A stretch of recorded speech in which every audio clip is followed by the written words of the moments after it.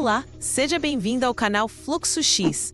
Hoje vamos comentar a matéria Como investir em ouro? Conheça o ETF Gold 11 e outras possibilidades do portal Toro, que explora as diversas formas de adicionar o metal precioso à sua carteira de investimentos.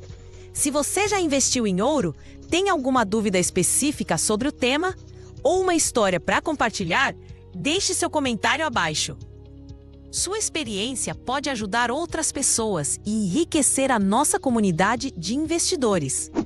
Nesta análise, vamos detalhar o que é e como funciona o ETF Gold 11, os BDRs de ouro, como o BAU39, os contratos futuros, os fundos de investimento e até a compra de ouro físico. E já adianto uma informação crucial que muitos investidores iniciantes desconhecem: o ganho de capital na venda de ouro, quando negociado como ativo financeiro fora da bolsa, é isento de imposto de renda para vendas de até R$20 mil por mês, um benefício que não se aplica a outros tipos de investimento em ouro, como os que são negociados diretamente na Bolsa de Valores. Antes de mergulharmos nas formas de investimento, é fundamental entender por que o ouro continua sendo um ativo tão relevante depois de milhares de anos. O ouro é considerado a reserva de valor por excelência. Diferente das moedas que usamos no dia a dia, como o real ou o dólar, que podem ser impressas pelos governos e perder valor com a inflação, a quantidade de ouro no mundo é finita. Essa escassez natural confere ao metal uma capacidade única de preservar o poder de compra ao longo do tempo. Quando a inflação sobe, o preço do ouro tende a subir junto, protegendo o patrimônio do investidor da desvalorização da moeda. Pense nele como uma âncora financeira em tempos de tempestade econômica. Em momentos de grande incerteza, seja por crises financeiras, instabilidade política ou até mesmo guerras, investidores de todo o mundo correm para o ouro, buscando segurança. Esse movimento é conhecido como fuga para a qualidade e faz com que a cotação do metal dispare justamente quando outros ativos, como as ações, estão em queda. É por isso que o ouro desempenha um papel vital na diversificação de uma carteira de investimentos. Ele possui o que chamamos de correlação negativa ou baixa com o mercado de ações. Isso significa que muitas vezes, quando a bolsa cai, o ouro sobe, ajudando a equilibrar as perdas e a reduzir a volatilidade geral do seu portfólio. Ter uma pequena parcela do seu patrimônio em ouro, portanto, não é apenas uma aposta na valorização do metal, mas uma estratégia inteligente de gerenciamento de risco, uma espécie de seguro para seus investimentos. Vamos começar pela forma talvez mais simples e acessível para o investidor pessoa física hoje em dia: os ETFs de ouro, com destaque para o Gold 11. A sigla ETF significa Exchange Traded Fund, que em português podemos traduzir como fundo de índice. Imagine um pacote de investimentos que é negociado na Bolsa de Valores como se fosse uma única ação. No caso do Gold 11, esse pacote tem como objetivo replicar o desempenho do preço do ouro. Ao comprar uma cota de Gold 11, você não está comprando uma barrinha de ouro física, mas sim um título que acompanha a variação do preço do metal no mercado internacional. A grande vantagem aqui é a simplicidade. Todo o processo de compra e venda é feito pelo seu home broker, a plataforma da sua corretora, exatamente da mesma forma como você compraria ações de empresas como a Petrobras ou Itaú. Isso elimina completamente a complexidade de ter que comprar ouro físico, se preocupar com o armazenamento seguro e depois encontrar um comprador quando quiser vender. A liquidez, ou seja, a facilidade de transformar seu investimento em dinheiro, é altíssima. Em um dia normal de pregão, você pode comprar e vender suas cotas de Gold 11 em questão de segundos. Além disso, o custo para investir é baixo. A taxa de administração do Gold 11 é bastante reduzida em comparação com muitos fundos de investimento tradicionais, o que significa que uma fatia menor dos seus lucros fica pelo caminho para pagar o gestor do fundo. Contudo, é preciso entender os pontos de atenção. O primeiro é que você não tem a posse física do metal. O fundo, sim, mantém o ouro físico guardado em cofres de alta segurança, geralmente em cidades como Londres ou Nova York. Mas você, o cotista, possui apenas um direito sobre essa posição. Para a imensa maioria dos investidores, isso não é um problema. Mas para aqueles que buscam ouro como uma proteção contra um colapso total do sistema financeiro, a posse física é insubstituível. O segundo ponto é a tributação. Todo lucro que você tiver na venda de cotas de Gold 11 será tributado em 15% sobre o ganho de capital, sem nenhuma faixa de isenção, independentemente do valor vendido. Uma alternativa interessante ao Gold 11 são os BDRs de ETFs de ouro, como o BAU 39. A sigla BDR significa Brazilian Depository Receipt, ou Recibo de Depósito Brasileiro. De forma simples, um BDR é um certificado negociado aqui na Bolsa Brasileira, a B3, que representa uma ação ou uma cota de um fundo que é negociado no exterior. No caso do BAU 39, ele está lastreado no iShares Gold Trust, conhecido pelo ticker IAU, um dos maiores ETFs de ouro do mundo. Negociado nos Estados Unidos. Ao investir em BAU 39, você está se expondo a duas variáveis ao mesmo tempo: a variação do preço do ouro no mercado internacional e a variação da cotação do dólar em relação ao real. Isso pode ser bom ou ruim, dependendo do cenário econômico. Se o preço do ouro subir e o dólar também se valorizar frente ao real, seu ganho será potencializado. Você ganha nas duas frentes. Por outro lado, se o ouro subir, mas o dólar cair, um movimento pode anular o outro, e seu rendimento pode ser menor do que se tivesse investido em um ativo atrelado apenas ao ouro em reais, como o Gold 11. Portanto, o BAU 39 é uma excelente ferramenta não apenas para investir em ouro, mas também para dolarizar uma parte da sua carteira, protegendo-se contra uma eventual desvalorização da nossa moeda. As vantagens são similares às do ETF local: facilidade de negociação via home broker, acesso a um dos maiores fundos do mundo e boa liquidez. A principal desvantagem é justamente essa dupla exposição, que adiciona uma camada extra de volatilidade e risco ao investimento. É um produto mais indicado para quem entende e quer se expor conscientemente ao risco cambial, além do risco do próprio metal.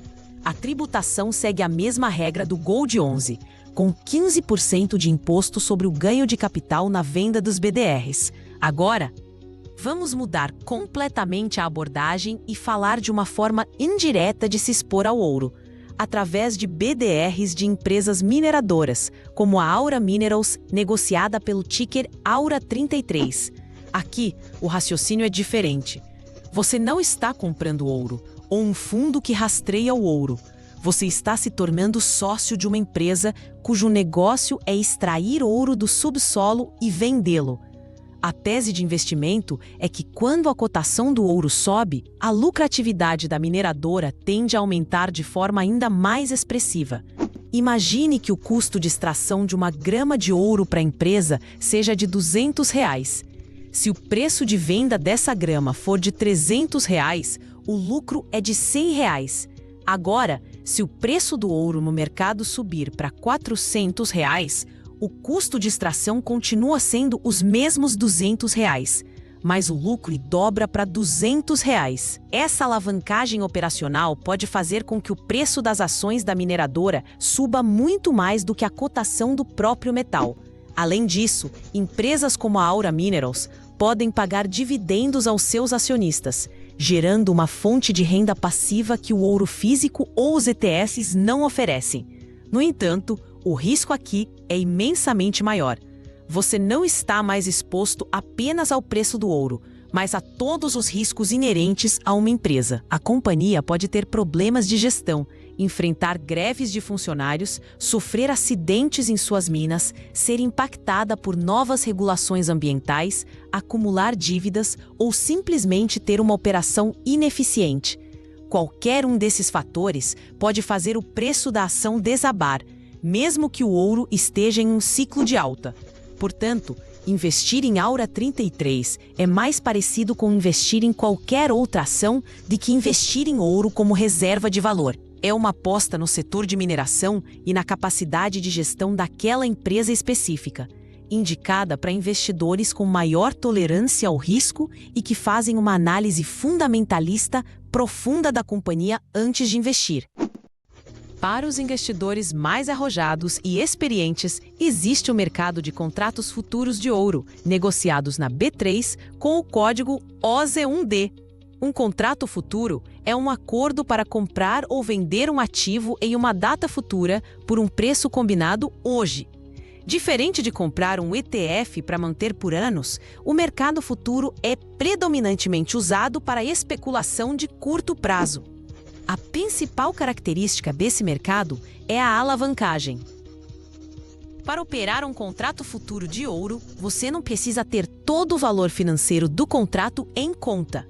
Você precisa depositar apenas uma margem de garantia, que é uma pequena fração do valor total.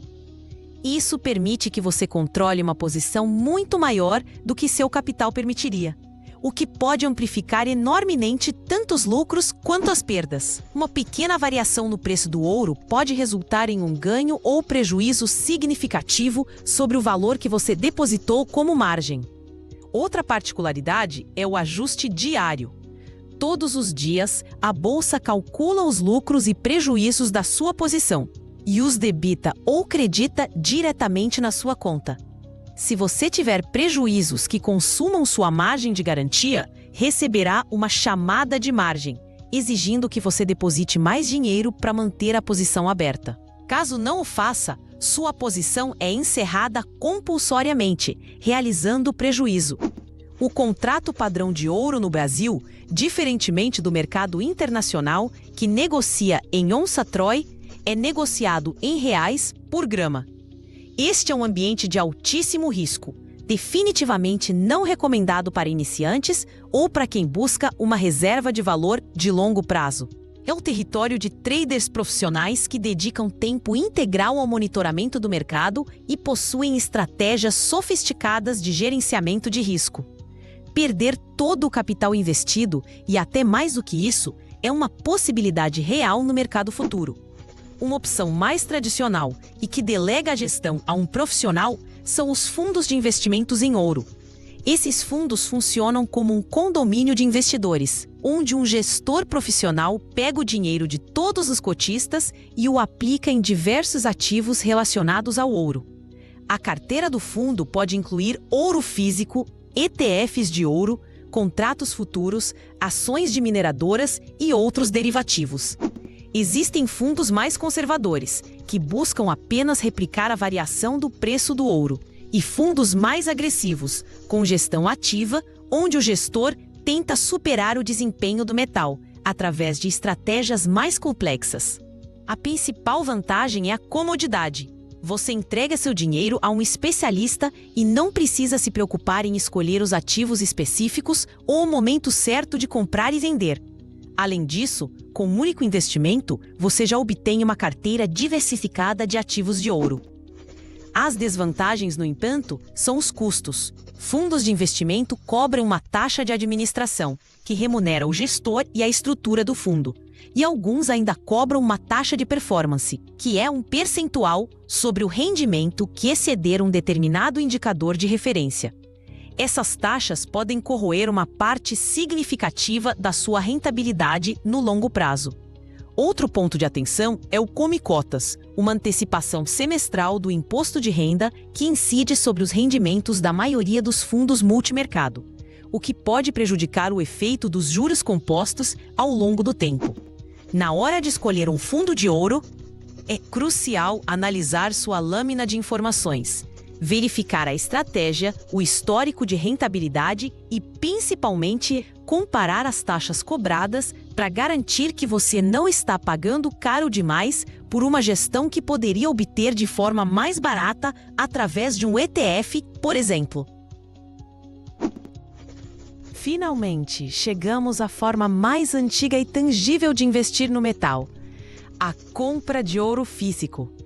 Isso significa adquirir barras de ouro, também conhecidas como lingotes, de instituições financeiras credenciadas pelo Banco Central, como bancos ou distribuidoras de títulos e valores mobiliários, as DTVMs. Ao comprar ouro físico, você recebe um certificado de pureza que garante a qualidade do metal, que geralmente deve ser de 99,9% de pureza. A maior vantagem psicológica e prática do ouro físico é a posse direta. Você tem o ativo em suas mãos. Ele não está no sistema financeiro. Não depende de uma corretora ou de um gestor de fundo. Para quem tem uma desconfiança profunda nas instituições financeiras ou se prepara para um cenário extremo de colapso econômico, o ouro físico é a única opção que faz sentido, pois não possui o chamado risco de contraparte. No entanto, as desvantagens são muitas e significativas. A primeira é a segurança. Onde você vai guardar suas barras de ouro? Deixar em casa é um risco enorme de roubo. A alternativa é alugar um cofre em um banco, o que gera um custo anual recorrente. A segunda desvantagem é a liquidez. Vender ouro físico não é tão simples e rápido quanto vender uma cota de ETF. O processo pode ser mais burocrático e demorado.